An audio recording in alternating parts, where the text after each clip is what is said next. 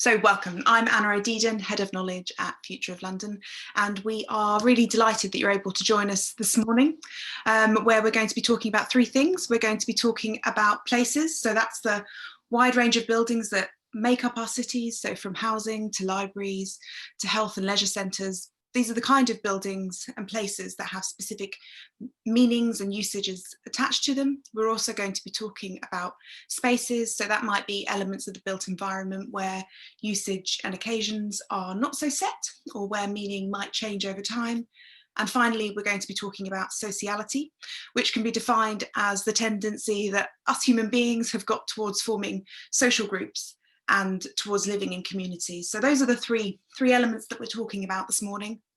And I have to say, this event is really timely. We programmed it before we knew about lockdown number 2, but here we are, one day before lockdown 2 comes to an end.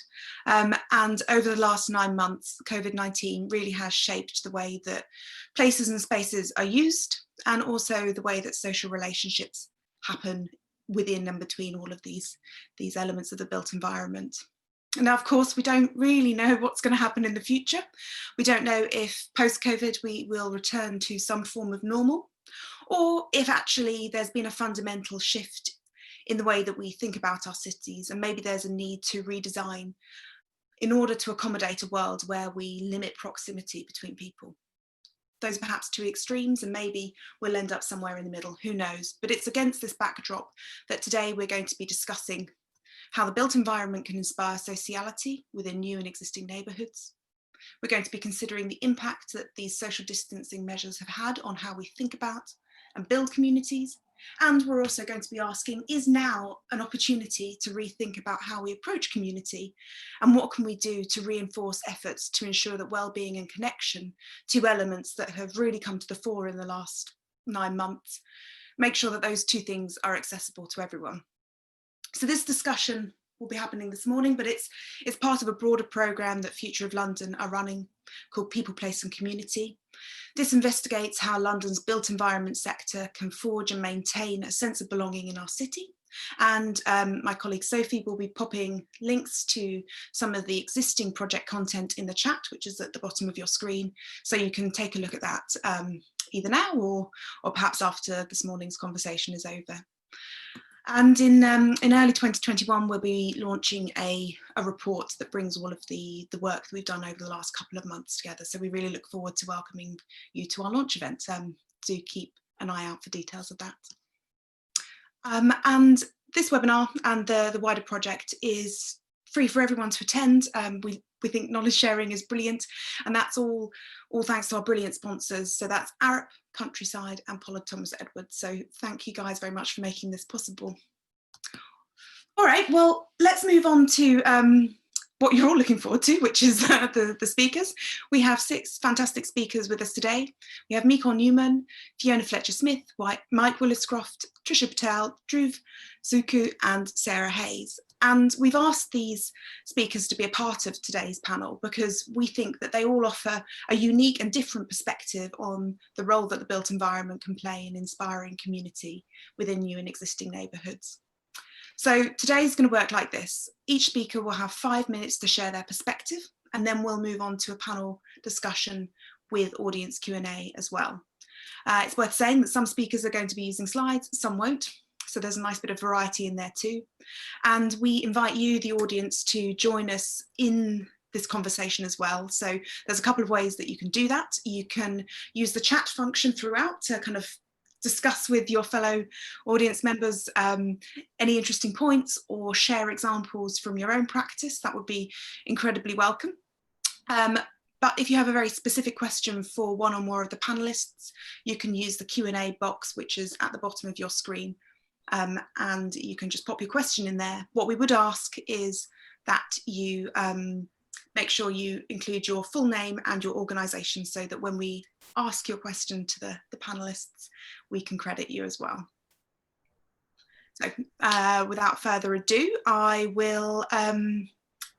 move us on to our very first panelist, which is Lecal Newman. Lecal is director of Newman Francis, and he is an experienced community development and housing regeneration practitioner. He's passionate about enabling communities to be in charge of the decisions that could impact them, and today he'll be talking to us about policy, design, resilient communities, amongst many other things. So thank you, Mikko, and over to you. Thank you, Anna. Over the next 3 slides, I will answer all 3 questions. So I'll be doing that in 5 minutes. So with no further ado, so policy and design are powerful levers for creating momentum to build thriving, strong and connected communities. And how this is done can suggest how good sociality is in communities. So I'm suggesting 5 areas, the 5 bullet points in front of you. So through creating community resilient focused policies, and these are policies that enable communities to work together independent of state, capable of creating mutual aid activities where the community rallies together and supports each other, especially around communication, information, isolation and the well-being of the community. However, an essential element of that to make it effective is co-production and the community and organisations working together and to ensure there's wider ownership and buy-in by the community. There's also spaces for people, creating public spaces, local communities that inspire and encourage participation and people to become actively engaged in their communities. So creating, designing spaces that brings old and new communities together, places that meet the needs of diverse communities and cultures, and not just for the majority. It's also about policies that are designed to contribute to the digital infrastructure in communities. When I used to work in the 1990s on the Carpenter's estate in Newham, and we put 750 properties online. And what that created was young people getting involved in IT, those people actually getting IT jobs, education facility, IT facility being on the housing estate, and eventually that estate became a resident-led management organisation. And there's also policies that enable and strengthen the voluntary sector. The voluntary sector has been at the heart of some of the community development and inspiring mutual aid community projects that I've been involved in my community, and I think many others. Next slide. So in terms of looking at the impact, well, there's definitely been a dichotomy of impact in communities brought on by the pandemic, from issues of isolation, closed community buildings and public spaces, to inspirational community leadership, increased community involvement activity, and the growth in social capital and social networks. So thinking about that impact in my community, where I volunteer, there's been a fortifying of community links, where community organisations, separate organisations have actually merged and come together just for the greater good, to look at the wider community. And the numbers of volunteers has increased. And what that has done is that's increased the Community Development Foundation, where more people are getting together and actually looking at supporting what's going on in the community. And there's been an acceleration of social networks, and this has been recognised as one of the most far-reaching consequences of the pandemic. In the community I'm volunteering, our Facebook has 3,200 users, and that's increased by an additional 600 since the pandemic. And there's also been a major increase in social capital. So in Catford, the food solidarity in the community has been the driving force of new networks. We've created street warden schemes where you have street coordinators overseeing the well-being of the street, and local neighbours working with them as a team to support the residents in the community. You've got community groups who before were begging for volunteers, and now there's an influx of new people coming to be involved. So there's a big community mobilisation taking place, including new leaders coming out through social networks, etc., that want to be involved. However, the confronting area for me is the digital divide. A Cambridge University study in 2019 showed that only 51% of UK households earning between £6,000 to £10,000 had internet access, compared with 99% of households with incomes of over £40,000. So you can see there's a large inequality with hidden parts of communities that are not accessing services or getting missed out in digital communication. Next slide, please. So in terms of opportunities, opportunities. Well, communities with strong social connections cope better in tough times. So some of the opportunities that I've come up with. So developing a communities agenda, and that's an agenda with key goals and strategies created between communities, landlords, and redevelopment and regeneration professionals. And that's about actually having creating a common understanding for working together, clear roadmaps, budgets, and a governance model to manage implementation. There's also looking at how communities adapt. So empowering communities to plan for and cope with COVID type impacts, and using the opportunity to create and bolster community foundations through more participation and engagement. There's also promoting enabling community leadership. So, good community spaces create opportunities for interaction, engagement, and community leadership. And we need to be generating that as social capital out of these opportunities, including using schools and young people to create future community leaders. There's local government leadership, which is about enabling communities to develop local policies. And as I said, using co-production and enabling community development type funding for new developments, new towns and communities. And also the local government champion designs, which leads to great spaces and community assets, enabling positive social interactions. And then there's also making use of those resources that are available for SEAL Section 106 and effective social value, and looking at how we can use that to seed fund community development opportunities, provide IT training support, bring communities online, but facilitate the growth of community leadership, social networks, and social capital. And this all enabling the development of strong, resilient communities that are able to deal with anything that is thrown at them. That's my response. Thank you. Thanks, Lecal. That's really a brilliant way to kick us off. I think you've touched there on themes that will pop up again and again through the presentations that we'll be listening to this morning. So thanks very much. And I'm looking forward to coming back in the panel discussion and picking your brains on both kind of technology changes as well as co-production and those really, I suppose, quite exciting examples that you gave of mobilising the community and having 600 new users on your Facebook group, for example, since the pandemic. That's a really brilliant response. And I guess I've got a question around how we maintain and ensure the enthusiasm continues. So that's great. Thank you, Lecal. Now we're going to move on to Fiona Fletcher-Smith, who is Group Director of Development and Sales at L&Q. L&Q is a regulated charitable housing association and one of the UK's most successful independent social businesses. At L&Q, Fiona is responsible for the delivery of 1,000 quality new homes, as well as improving the customer journey for people renting or buying. So welcome, Fiona. Please do turn your camera on, and we look forward to hearing your thoughts.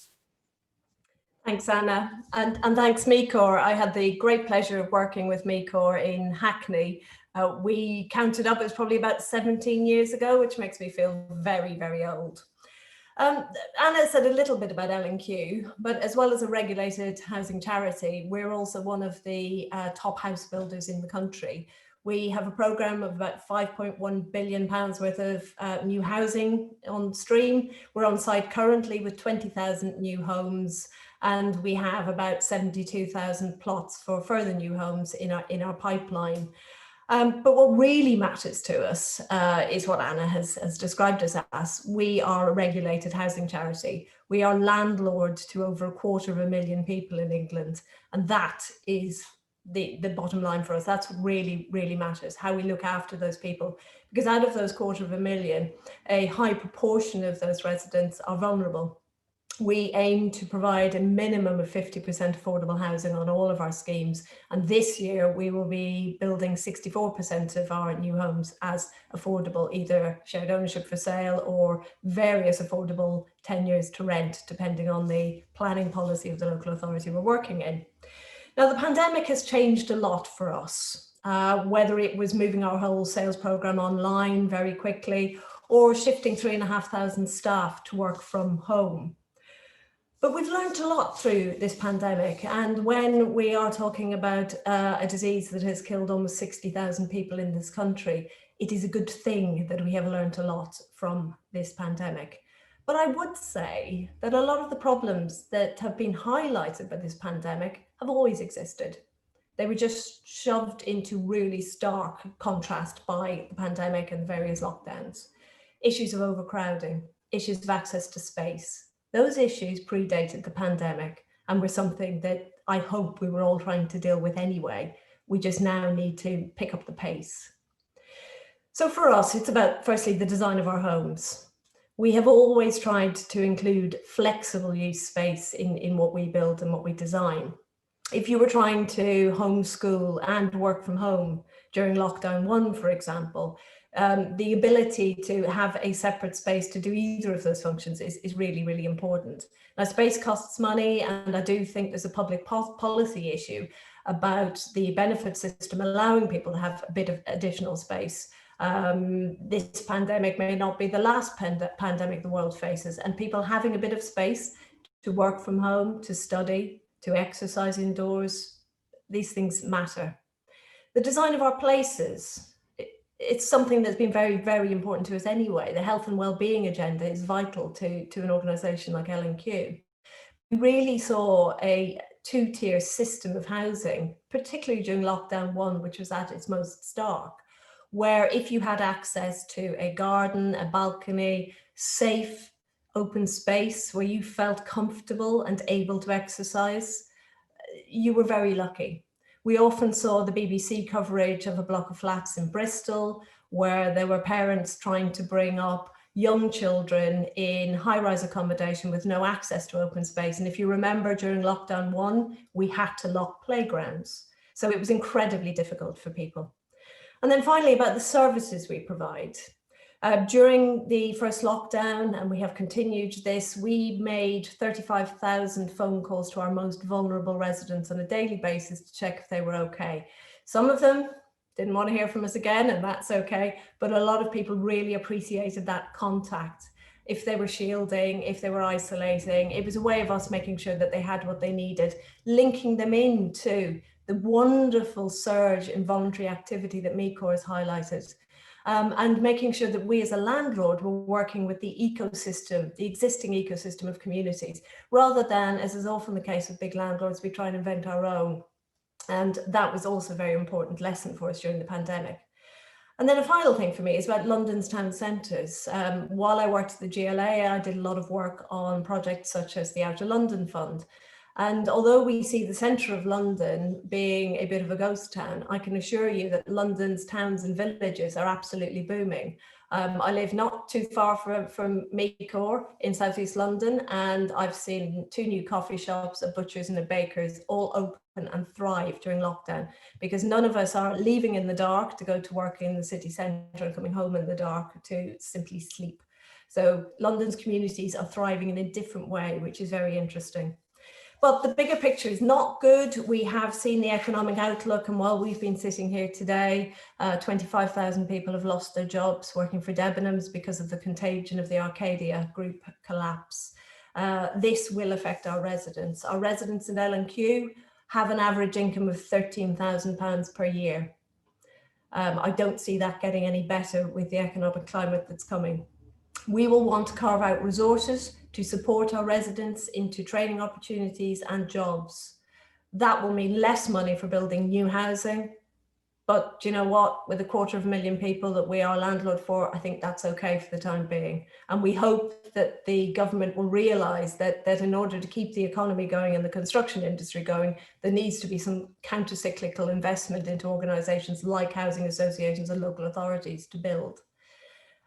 Offsite manufacturing, I see it very much as the future. We are very involved in this area. We have 1,500 homes that we're building with Stuart Milne outside London. It's a closed panel timber frame system, and it is potentially halving the build time. We are still looking at the other metrics, but the build time alone is incredible for us. We want to persuade government to join the policy dots of the UK needing more housing, the UK certainly needing more jobs, the UK manufacturing industry that was in difficulty because of issues around uncertainty that still exist because of Brexit. And if we can join all of those things together through manufactured homes, we may have a solution to a number of wicked policy issues that need to be solved. And last week, we saw the release of the white paper on the Social Housing Charter, which we have welcomed with open arms. We think it is fantastic to really firmly put our residents and their views at the heart of what we do. And I'm also looking at ways to involve residents and future potential residents, people in temporary accommodation at the moment, in our design process for our new homes. So in conclusion, the pandemic has merely highlighted what we already knew, and what we need to do now is deal with that inequity. We need to build back something that is far fairer for people, and let's build places that people actually want to live in rather than the places that we as the professionals think they should live in. Thank you. Thanks, Fiona. And yeah, wonderful to see you picking up on some of Mikor's points and this idea of kind of co-production and listening to communities to make sure that we're building the places, the spaces and the communities that are really wanted, I think is vital. So thank you. We're now going to invite Mike Williscroft, Chief Executive of Partnership South Countryside, to join us. I will hand over to Mike in the interest of time and allow him to do his own introduction. Thank you, Mike. Nearly started on mute. Good morning, everyone. Thanks ever so much for Future of London for organising this event. I think it's a really important topic that we've got here, and I'm looking forward to hearing everybody else's views. I've worked in residential residential development in London for the last 12 years, during which time there's been a noticeable shift towards the focus on social sustainability. But during that time, I think we've been focusing on some elements of good practice, but there's a lot more that could and should be done in order to really raise the standards across the industry. And I think there's a challenge perhaps on our hands as a result of the pandemic. So whilst the pandemic has demonstrated the huge benefits of strong community, in fact, it's demonstrated that we're reliant on the strength of community. There are going to be some new barriers that come out as a result of the state of the economy, the potential for further austerity measures, the urgent repurposing of high streets, as well as the kind of continued priority to increase housing output. These factors could all blur the focus that has been building on what is good in terms of practices that enable successful communities to develop. So this is sorry, can we move on to the next slide? Sorry. This is all a very complex topic. So I thought I'd focus on two themes that are particularly current and hopefully reasonably positive. So on to the next slide, please. So these being, firstly, what can Countryside learn from the lockdown in terms of the things that we build into our development strategies? And secondly, what might we as an industry expect from the increased focus on design and quality of construction that's coming through policy and the change in regulations over the coming years? So on to the next slide, please. So as already mentioned, the past 8 months has been incredibly it's demonstrated the importance of community more than ever.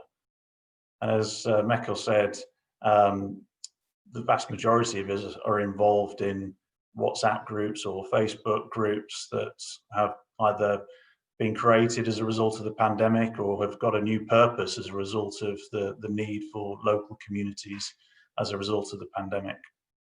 And since the 1990s, Countryside has been working in partnership with local authorities and housing associations, delivering new places, and been very much focused on actively developing communities as part of those projects. And this year we've focused on work that helps those that are in more need now as a result of the lockdowns. And we put in place a £1 million fund that was spent between May and September. And we've since put in place another £1 million fund that is currently being allocated. And from working with people and the organisations that have been spending that money, I think it's provided a real clarity on what factors are helping to build social cohesion. So next slide, please. So what are those factors? And firstly, connections obviously key, bringing people together. And in terms of our development practices and strategies, what does that mean to us? Well, how do we bring people together? It's the moving in events, it's the resident management groups that we set up, it's the WhatsApp groups and websites, the newsletters, and the residents events, the summer barbecues, the outdoor cinemas, the Christmas events, if only. Then it's the organisations that we can support during the course of the development and create in some respects. So the community groups, local businesses, these organisations that continuously engage with the community over the long term. Motivated individuals, these people are really important. They generate the energy that is used to start things for the benefit of the whole community.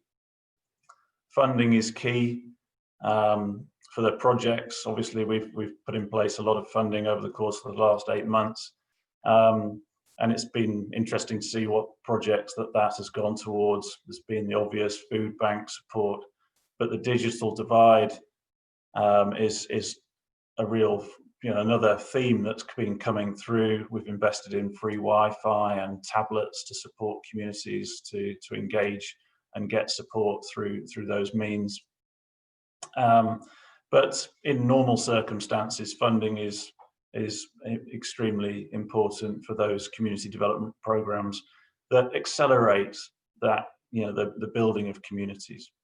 And then finally on this page, the well-designed places, well-designed because nice places bring people out of their homes and out of their cars, and places that give people the opportunity to socialise, to the open space, the recreational space, well-managed community centres that cater for all, front gardens and active streets, all extremely important.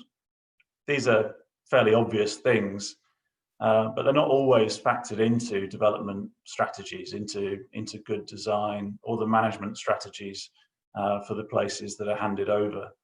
At Countryside, we try to make sure that every new project investment is tested around the social impact of the development, and we look at that every time that a project comes to the investment committee.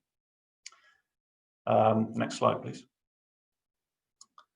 So the second theme I thought we'd focus on is it interesting and hopefully encouraging. It's the increased focus on design at the moment that's coming through planning policy and regulation.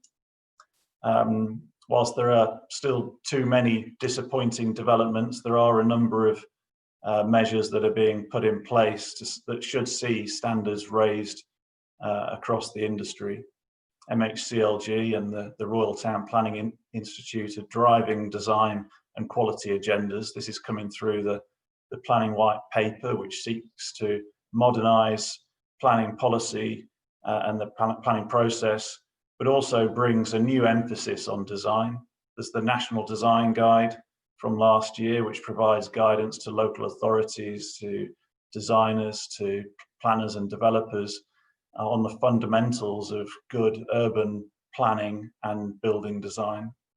And then there's the creation of the Design Task Force and the proposals for local authorities to put in place local design guides and local design codes that will provide a far clearer starting point for those that are looking at site proposals, and hopefully constraining those parties into delivering something of a higher standard. So assuming that the resource is available to locally to lead all of this new policy, then I think it will be very helpful, and as I mentioned previously, hopefully raise the bar for all. And as part of the focus on quality, I feel we need further emphasis on the stewardship of places that are being created. This needs to be considered very early on in the process, so it's coherently planned into design, to make sure that the great places that we create are well managed over the decades to come, so they continue to look and function as they were first intended. Thanks, Anna. Thanks, Mike. That's brilliant, and some really interesting points that I'm hoping we can pick up in the discussion later. So yes, funding is key. Yes, well-designed places are key, but also that point around stewardship and making sure that we're keeping places and communities and thinking about who's going to look after them in future generations. Thank you. I will now invite Trisha Patel, who is a partner at Pollard Thomas Edwards, to the stage, who will be taking us through some really interesting case study information, I think, and she is a real pro at residential-led regeneration projects. So over to you, Trisha. Oh, thank you, and morning everybody, and thank you for the chance to my video is not showing, never mind. Thank you for the chance to talk this morning. So, sociality, is it a word? I was challenged on this in a particularly vicious lockdown Scrabble game by my husband. Well, it is a state or quality of being sociable. So being asked to speak on this subject, of course, made me think about this strange year. The experience of living in a smaller world, a lonelier world, and about the importance of the details of home and how our neighbourhood and neighbours came into sharper focus. Next, please. At PTE, we have a team that is dedicated and passionate about the design and delivery of exemplar housing for older people. And there's a thread that runs through all those designs, from inside the home to the journey home and beyond to the wider community. And that thread is the importance to design in the chances to be sociable. And sociable design should be equally important for all homes and neighbourhoods. So this starts inside the home, where you feel comfortable, you feel safe, but you also need to connect with the outside world. So plenty of daylight, views out to sky, trees and the street, and where possible a kitchen window, which if you think about it, could be the most important window in the home that can connect you to neighbours. Next, please. Then there's the journey home to and from your front door. It's a place to linger, it's an excuse to say hello while watering a plant, to meet your neighbours and possibly make friends. And this is where the social capital of a network is built, in this space. And belonging is recognition first, then a greeting, then a conversation, and hey presto, it's a network. Next, please. Now, we know from some focused resident feedback on 2 newish projects that we collected during COVID, safely of course, the absolute importance to health and well-being of well-designed green spaces. And we know that that is where the emerging community is meeting each other and friendships are already being made. Now, these gardens and play spaces provide the chances to meet and participate and volunteer in common goals that again make this network and build social capital. But it's not just about formally designed spaces. The recent low traffic zones, not universally popular, but they have real potential to make more playful, sociable streets. And it's not always about big money. This little picture on the bottom right here is an artist in lockdown in Walthamstow used chalk to inform about local trees, a little delight for everyone. Next, please. The 15-minute city. A wonderful boon and less isolating as you get older, but we're all in a 15-minute city now. And if you're lucky, you've made some exciting finds and you've got a market and you've got great local shops and you've got a park. And when we're allowed, a nighttime economy that not only brings life, but safety. I was struck actually recently by how unsafe I felt walking around with everything closed recently. But there are parts of London that are food deserts or only have small, expensive supermarkets. So attention needs to be made to the full range of local facilities when we're developing new homes. And we must also make any facilities work really hard and design in the ability to be shared. So in our school in Deptford, that shares among other things its rooftop playground out of hours, it's really popular and is a widely used community use. So next, please. So Mike was talking about this as well, quality and management and stewardship. I think this generally needs to get better, and maybe we could learn some lessons from the PRS sector. It was interesting on a recent visit to our Hounslow project to hear from some very happy residents. So much of the positive feedback reflecting not just the homes, but the day-to-day management and upkeep of the spaces, and a feeling of belonging really. And this is the welcoming lobby, and it's a lovely place to meet the neighbours while collecting your parcel, and it's a social space that's allowing that new community to grow. This one's quite swish, they don't have to be. And where there's a shared space in a development, even a simple room, this can be an opportunity to invite in others. There's a picture here of a group from a charity called Bags of Taste, and it teaches people how to cook well and cook cheaply. And they use the hall in our older residents projects in Walthamstow, and the residents join others in this class and absolutely love it. And thinking about more opportunities for social spaces, I have a soft spot for a laundrette. I've always wanted to design one. What a great place to make friends or maybe meet the future love of your life. So, we know the deluge of rules and regulations we have to work within, and I hesitate to add more tick boxes, but I would really like to see sociality to be considered in design, in planning, and moved up the agenda. Thank you. Thanks, Tricia. Yes, absolutely agree that sociality within design should be moved up the agenda, and I can't wait to see the laundrette that you designed. Thanks very much. I will now invite Dhruv Suku, who is both a visiting lecturer at the University of Newcastle, as well as being Head of Research and Practice Innovation at Metropolitan Workshop, to the stage. So over to you, Dhruv. Hi everyone. I think my presentation may be a little bit more esoteric than the presentations we've seen before, but I think they've been really solid, so I'm going to give myself license. What I'm going to do is I'm going to provide a reflection on some of the issues that have occurred to me during the pandemic, and hopefully they'll support a better conversation later on when we enter the question and answer session. So prior to the lockdown and the pandemic, I was working on a project called A New Kind of Suburbia at Metropolitan Workshop. The idea of the project was really for the practitioners at Metworks to sharpen our ideas about how to respond to challenges that we saw in suburban settings. Now, you have to bear in mind this was pre-lockdown, but one of the ideas which came to us, and we were challenged by external experts and also by community groups, was to think about the suburban space, the home, the neighbourhood as a place of production as well as consumption. And that feels to have particular resonance at the moment, given we're all using our homes for different types of activities and to run businesses, to teach children, as well as doing all the things that the home has to do. Next slide. So sitting in lockdown, I kind of gave myself the opportunity to return to a classic. Virginia Woolf, A Room of One's Own.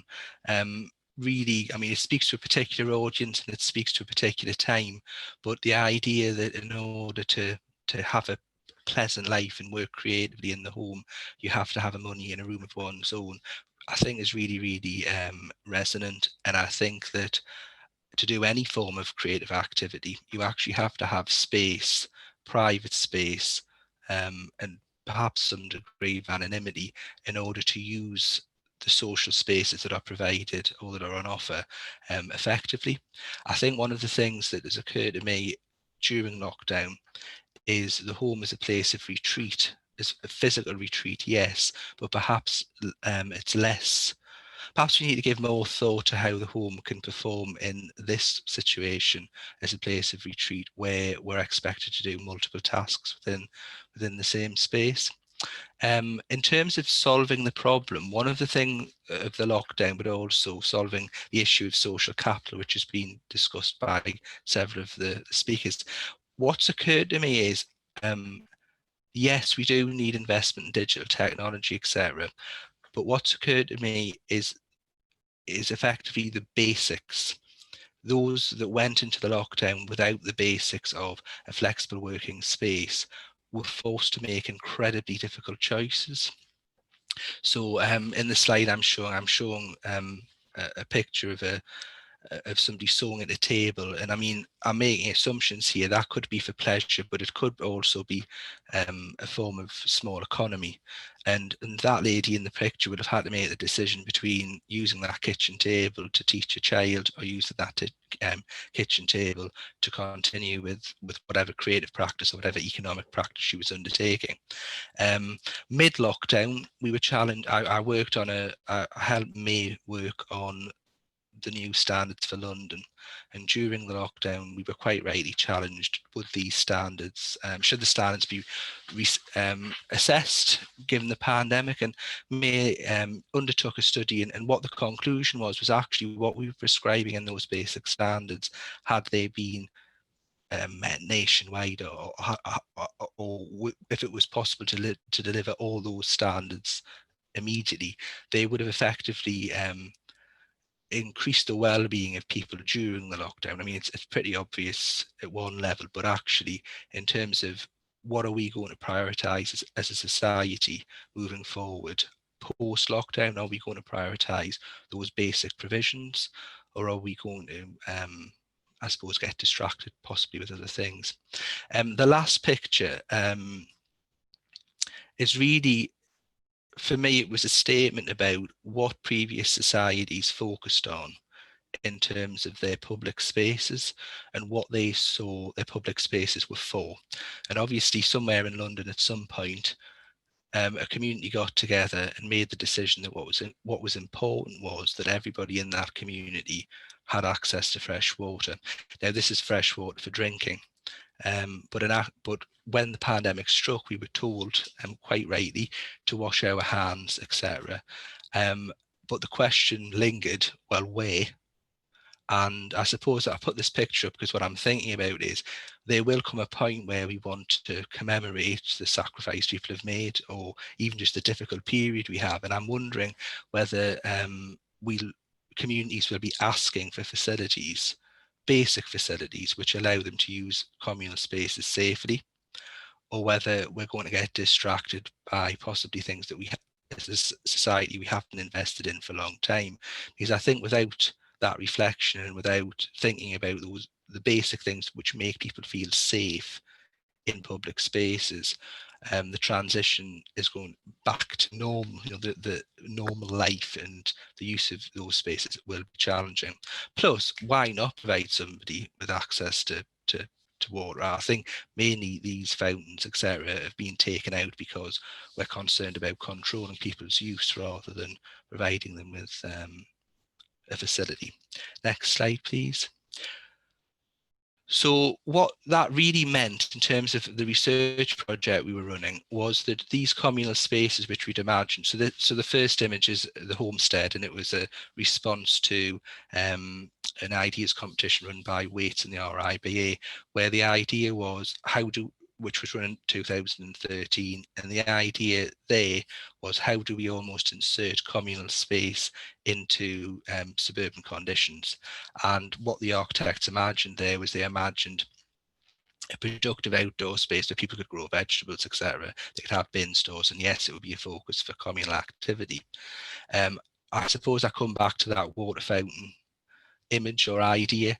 I think to make those spaces function now safely, and to people to have confidence and to use those spaces, we're going to have to assume that those public spaces are going to have facilities to allow them to, I suppose, manage potential risk outside the home rather than transmit it inside.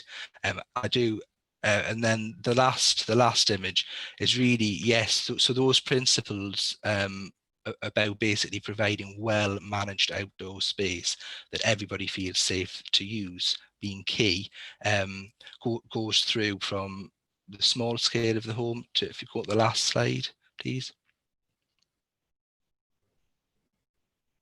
to the largest scale, where effectively I'm talking about hand washing facilities, which sounds very, very small and almost trivial given the challenges we faced.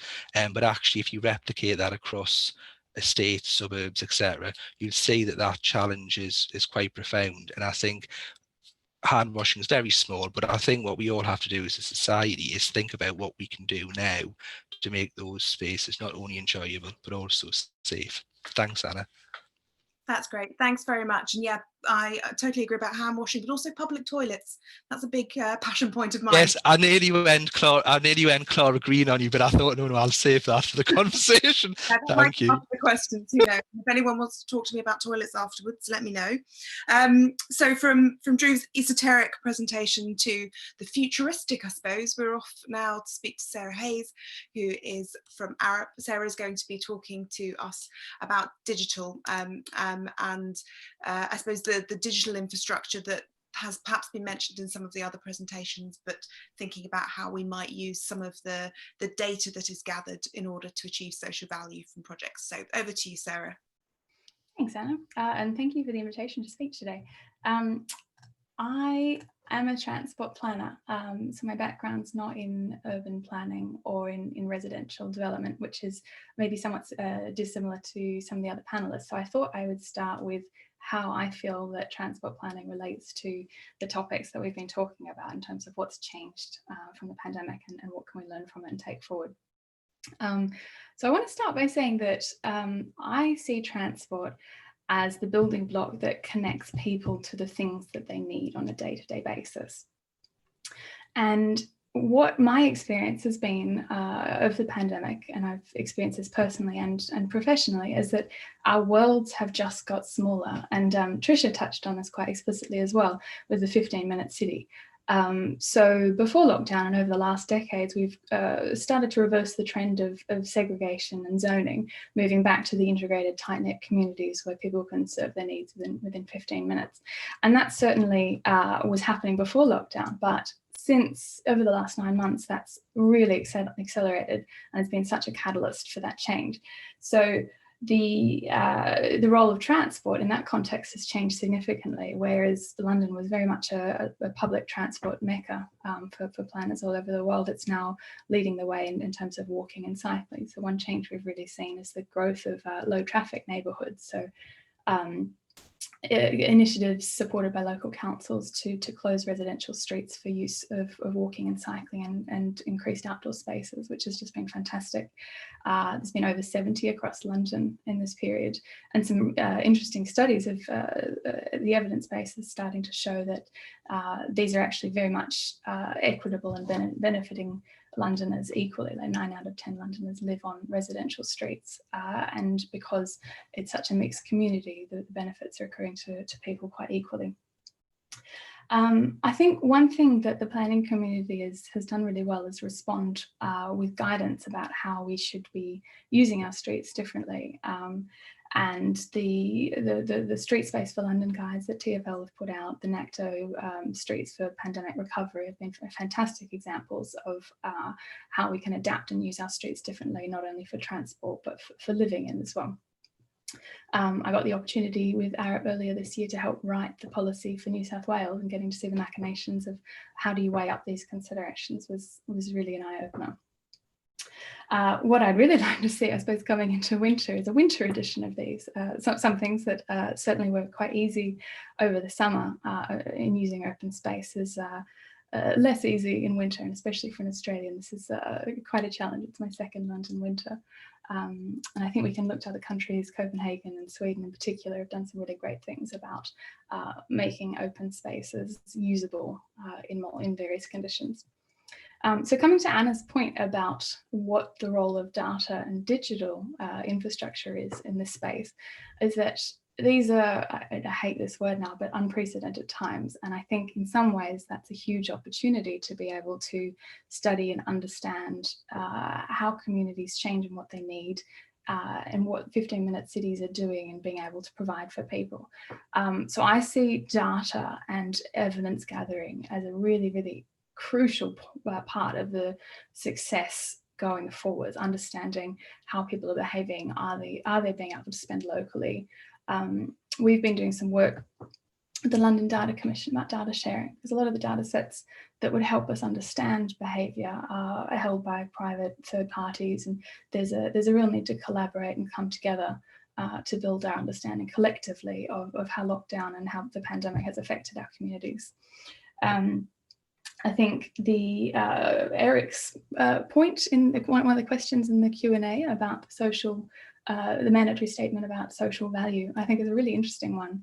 I'm a huge proponent of evidence-based planning, and part of that is the post-opening project evaluation. So having a really clear statement of what the value that you're trying to achieve and how you will plan to measure that over time, I think is extremely valuable, and making that data open and transparent will be how we move forward and really make the most of the new situation that the pandemic's put us in. Finally, I think the one thing that we're really hearing strongly from our clients is that the pandemic's forced us all online, and our lives have become much more digital than they ever were before. But there is still this appetite to make sure that we engage with our communities in both a digital and a physical way. I think some of the projects that we've been talking to with through the London Data Commission, there's an appetite to sort of use data sharing to monitor their communities, to increase well-being, to understand who's being affected and what they can do, but then also to present that in a way that's not just in the digital sphere. So whether that's through some sort of community hub where people are able to interact and feel ownership over their data and interact with it in multiple ways, I think that value will always be there. So I think it's certainly been a very difficult period for a lot of people, but I do think that it's been really positive in creating smaller communities and really driving that 15-minute city agenda and putting walking and cycling at the heart of our communities.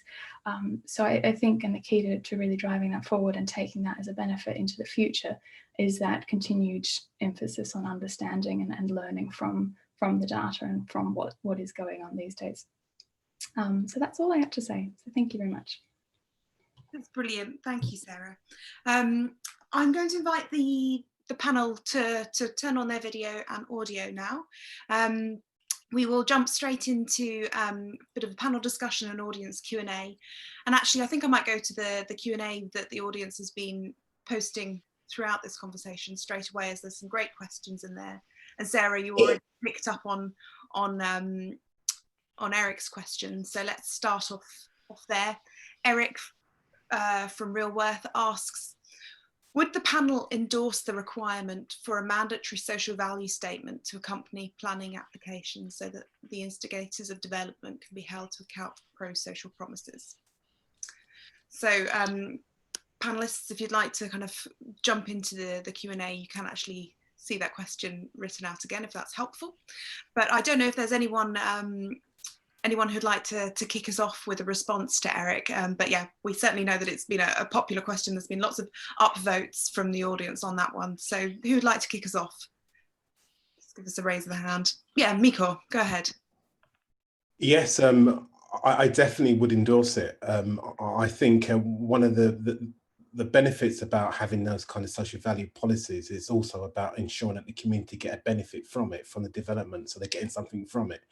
I think I would go one step further in terms of the process and making sure that it's not a flimsy policy, but it's about process and about how you engage the community to really identify what matters most to it, what its priorities are, and making sure that the resources and the social value funding focuses on that, not just to benefit that community, but also to benefit the development and also to benefit the new arrivals, to integrate the new arrivals, etc.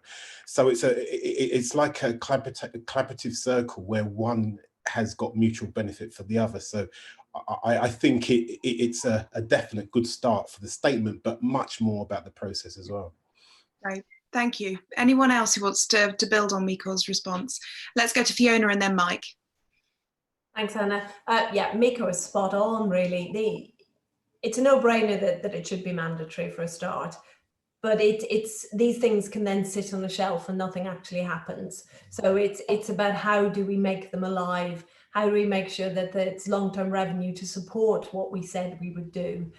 So yeah, absolutely, let's do it. It could be one of the good things in that particular white paper. Great, thanks. Mike?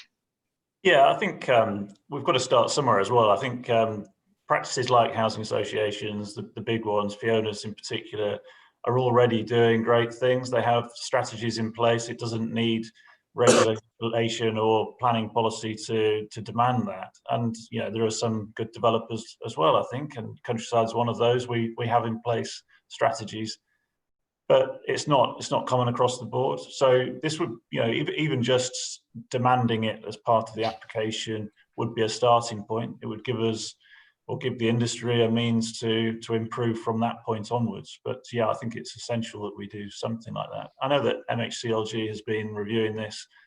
I'm not sure where that is at the moment, but I think it's a great idea. Great. Thanks, Mike. Let's go to Drew and then Sarah.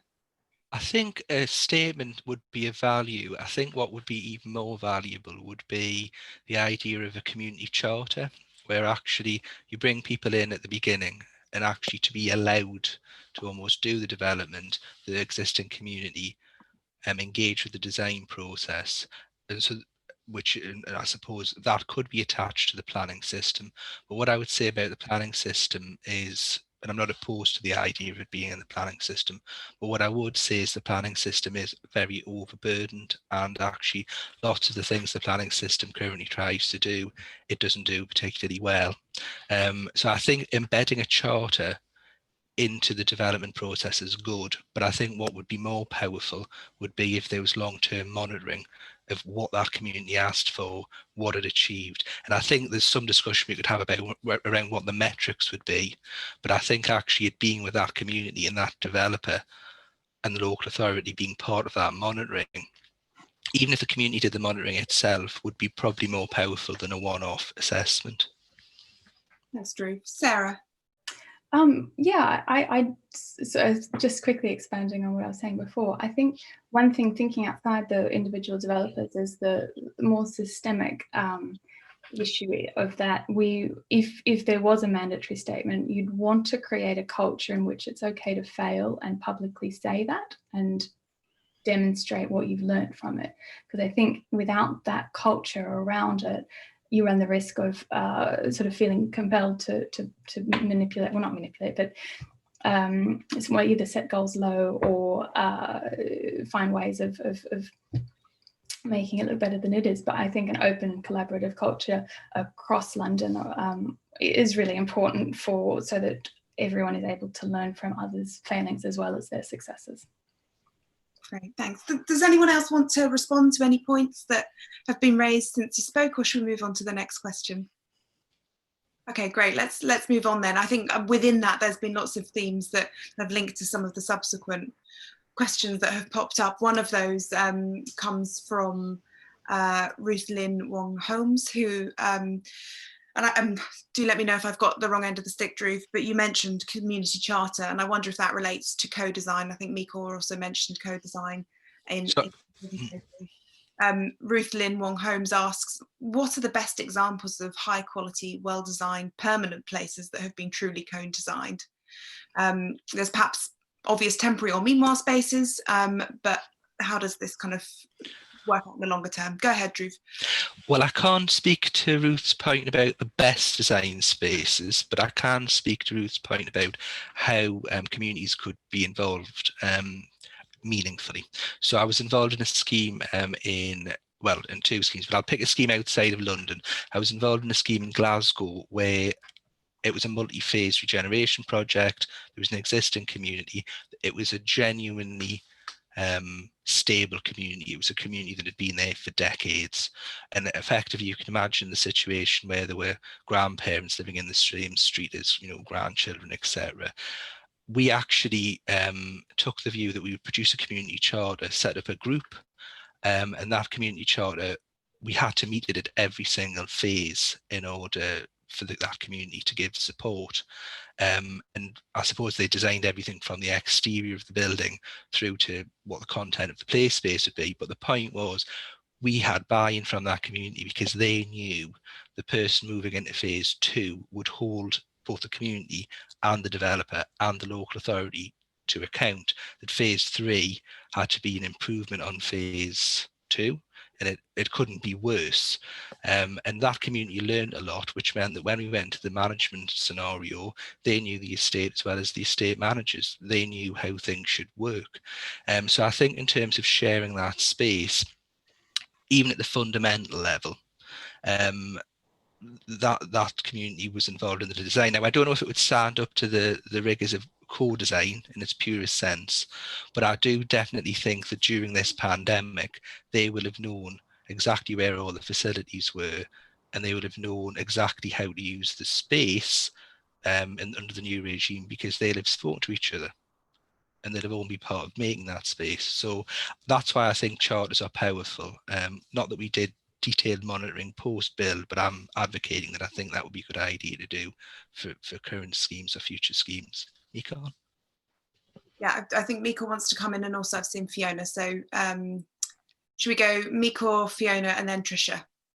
I was just going to add to Drew's point. I mean, I've not been involved, but I've been aware of some self-build schemes that have been really co-designed with the community. Some of the community have not even benefited from the self-build projects, but they have been about, you know, creating an agreement, as Drew says, a charter about how people are going to work together, and a commitment that that charter will be the template for the process of actually getting from engagement into the idea to the final you know, finishes, etc. So yeah, so it's just making that point. Charters really help bring communities on board, especially if they're written together, signed together, etc. Fab, thank you. Fiona, and then Tricia. Brilliant. Thanks, Anna. 3 examples come to mind for me, and I'm not going to mention some of these just to flatter fellow panelists, but firstly, it would be Woodbury Down Estate in Hackney that was really co-designed through a very difficult process with residents over many years. South Acton with Countryside, who are one of those developers who do what they say they're going to do, and they really do deliver. It is about the people, not just the buildings, and that is something we often forget as professionals when we look at tired rundown council estates. We think we can make them look better, and we forget about the community. And then the final one that I'm getting a bit more involved with at the moment is London Older Women's Co-Housing Project in High Barnet, which you know, when I went to see it, I want to move in. It was so well thought out and well designed. It is incredible, and I'm hoping we're going to be able to do something with the London Older Lesbian Women's Group, who want to do some similar co-housing model. Absolutely fantastic. You know, for me, it was the people. Okay. Oh, yeah. I think Fiona may have frozen a little bit, so we'll move on to Tricia. Thank you. No, I could hear. So what a segue into talking about our older women's co-housing project that Fiona visited. That was very nice of you. That is probably the most truly co-designed project, but it took 10 years of work to get that off the ground. These things aren't easy, and it's an amazing model, and obviously truly popular, and a different way of thinking of growing older. But those lessons we learned during that have to be taken to wider housing models, which is why I was touching on that earlier. It's so successful, and in fact, they have just such a waiting list of people who want to move in. But how can we get those smaller, hard-won, bespoke models into a bigger picture? And I think that's the challenge. Certainly, engagement on estates is for estate regeneration, which I've been involved in for 30 years with Countryside, with L&Q, with others, is absolutely critical. And one of the only disappointments I have on that is we have loads of energy at the beginning, and we have loads of energy when people move in. Now, we're trying really, really hard to do post-occupancy evaluation, warts and all. We really want to know what's wrong and what's right.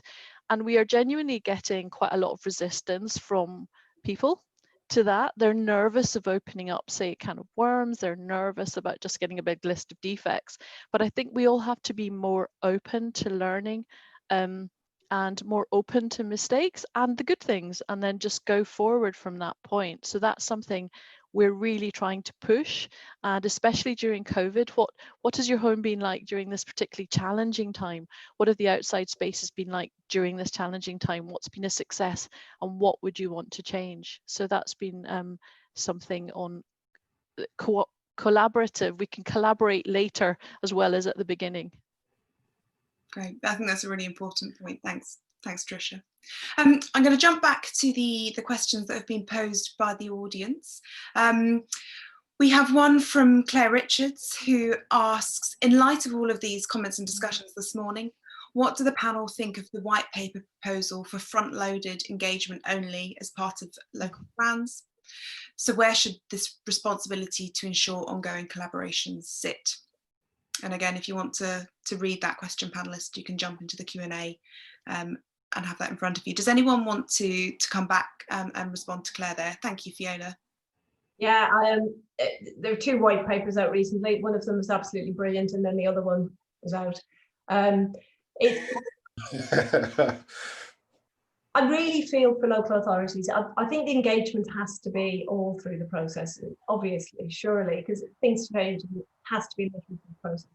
But we are loading so much onto financially denuded local authorities. They've had 10 years of austerity, and the first place to get hit was always the policy section and the strategy development section of the planning team.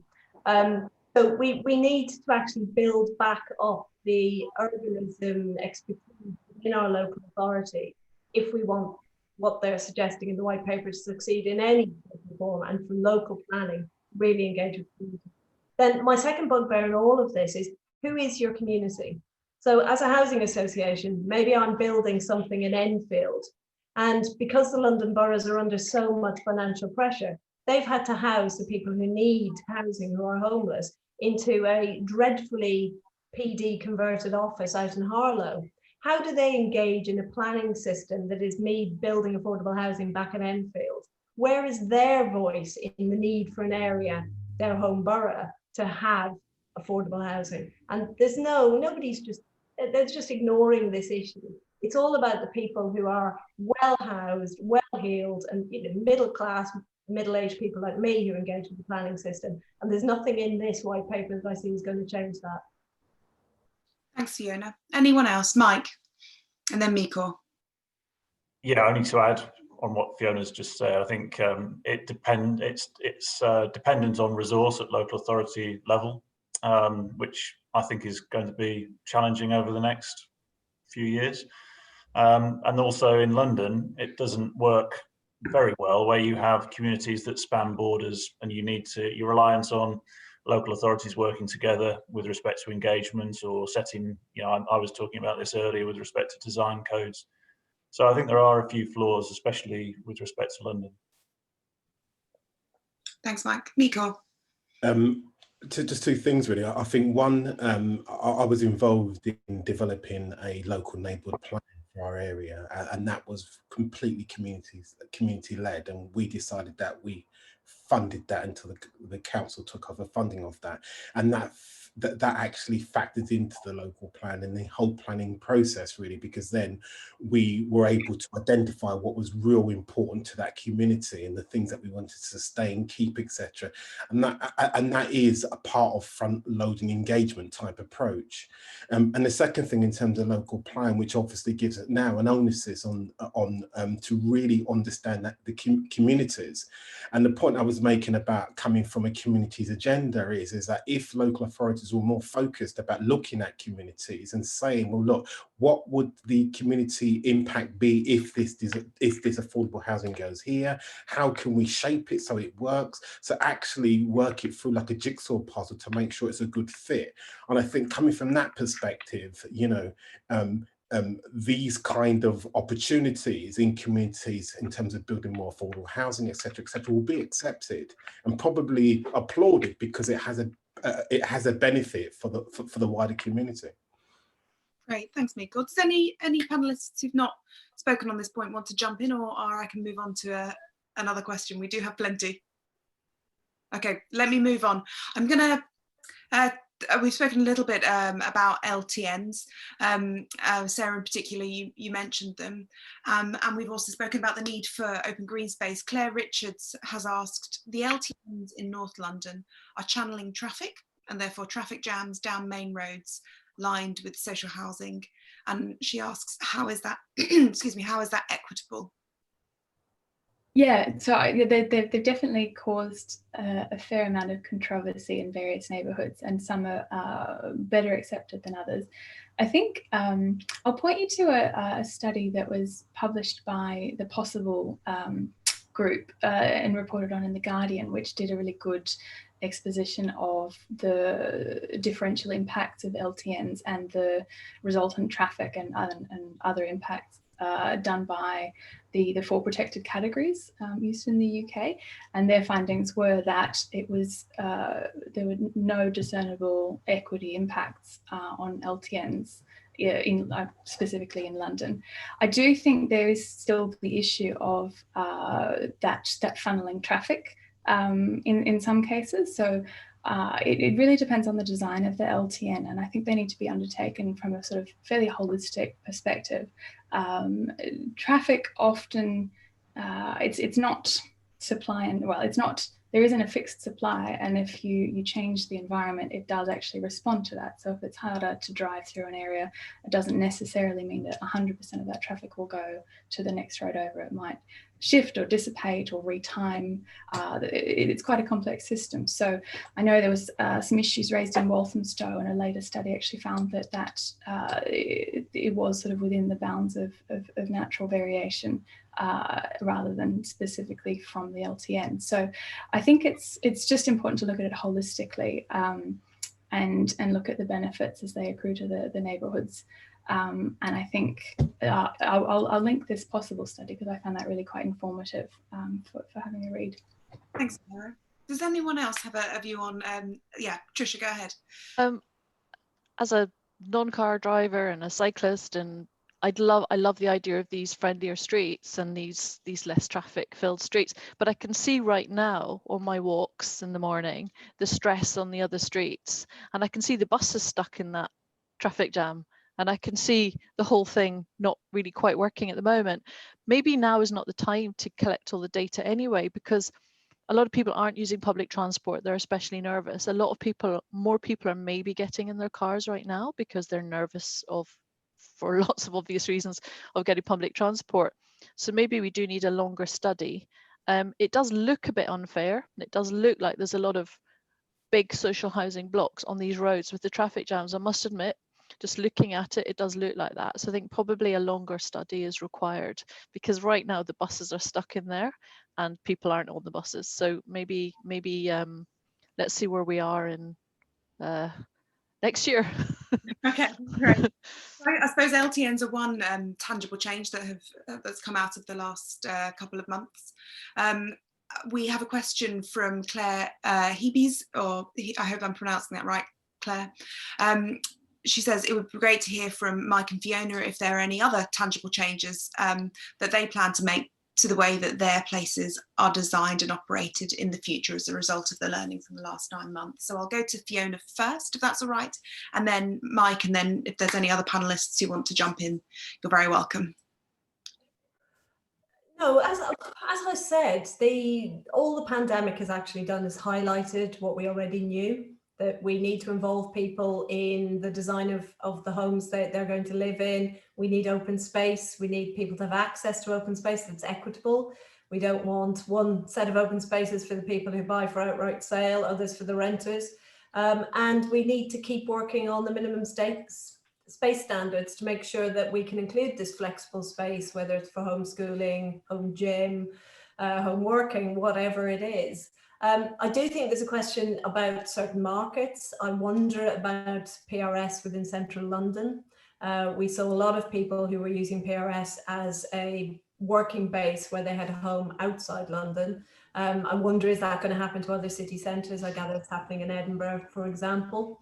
But no, we're going to keep doing the right thing, and we're going to keep working with excellent developers like Mike, and we're just going to keep building back fairer and better.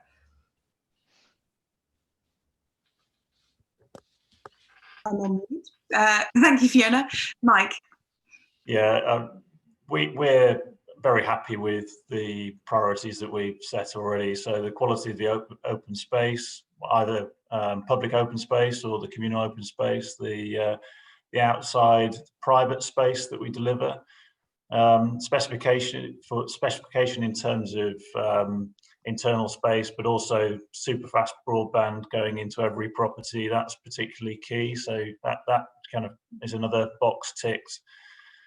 We are seeing a trend for people moving out of London. But at the same time, we're seeing people looking for new accommodation of their own in London. So those that may have been sharing are looking for their own space. So the market at the moment is pretty much stable, albeit it is kind of, there are a couple of shifts that are happening. How that continues over the course of the next 6 to 12 months will be interesting to us, and that may end up having a bearing on how we brief or scope our projects. Great, thanks, Mike. Any of the other panelists, would you like to jump in on that question? I just want to echo what Mike was saying about IT and what you're doing at Countryside, which I think is fantastic. I mean, we're doing a lot of engagement at the moment, and we're missing out, you know, lots of people that just cannot afford to be online. And as our services are now becoming more digital, and the community, you know, social networks is increasing, there's a fundamental need that when we develop our communities, that is a given, it's there. And not just that, but also the opportunities to train people, support people, etc., because it will make the community much more vibrant and more resilient. Great, thanks, Miko. I'll go to Tricia, and then after that, I'll just hand over to Drew and Sarah, just if there's any final comments, because I think we're going to have to draw it to a close, unfortunately. There's loads more questions that we could ask, but time is running away with us. So over to you, Tricia. Just building on what Miko has said, at the moment involved in a resident engagement, we were all face-to-face, and then COVID hit. So we built a huge amount of you know, lots of new ways of reaching people. And what we'll do going forward is we'll blend the two, and you can't just have the digital consultation. We need physical, we need printed, and we need digital. But I think your point about, I know that my mother-in-law and many older people that I meet on the estate are really nervous of technology. I mean, I'm not very good at it. And we really need classes to help people, and that's something I think we really need to get those hard to reach groups, not just special meetings and the other things we're doing, but we need to get them digitally connected. So I think Miko's point is really critical one going forward from this. This should be a big learning from COVID. Thanks, Tricia. Drew and then Sarah, any final thoughts on that question or anything else we've discussed today? I think just a thought about the general discussion and also the questions that have appeared, you know, in the question and answer function that maybe we haven't had a chance to get to. I think there's a real emphasis on people asking about the substance or the approach to, say, design or to development, and the substance which I suppose comes out the other side of it, whether it's community driven or whether it's developer driven. I think that maybe when we come out of the pandemic, we really should start to reinvest in the basics. I mean, Fiona's made the point about space standards, Mike's made a similar point, but I think there has been a time when architects and some developers have sounded almost as if they were anti the market or anti-progress by insisting that no, there is this space standard, it's been developed over a long period of time, custom and practice, etc. And then we have a change like this that's occurred, and really the value of those basic provisions or those basic things being in place, carried all the way through the development process for the community, has come to light. And we can't forget that. We can't forget that in 5 months' time. We certainly can't forget that in 10 years' time. And we have to remember that. Thank you. Just quickly, Sarah, and then I'll let our panelists kind of turn their videos off and slip away quietly. Sarah.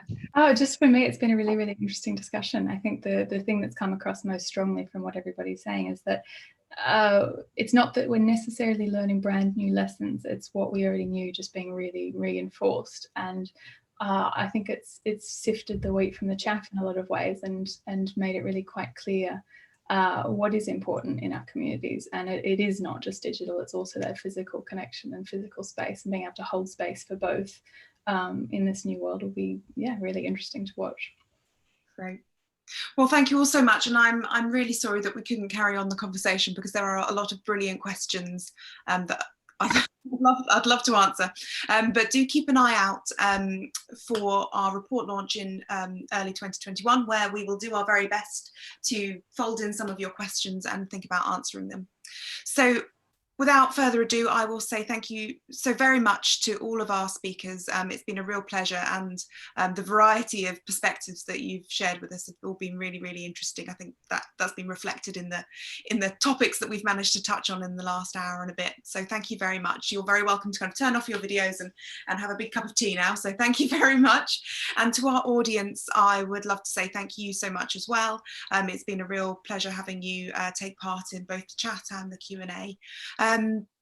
For more information on the wider People, Place and Community project that this webinar is a part of, you can go to our website, and you can see a little link in the screen now that will take you there. And like I say, February 2021, we will have our report launch, and we would really love for you all to join us for that. So do keep an eye out.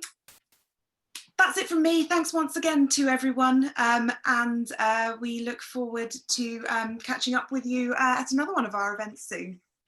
Bye.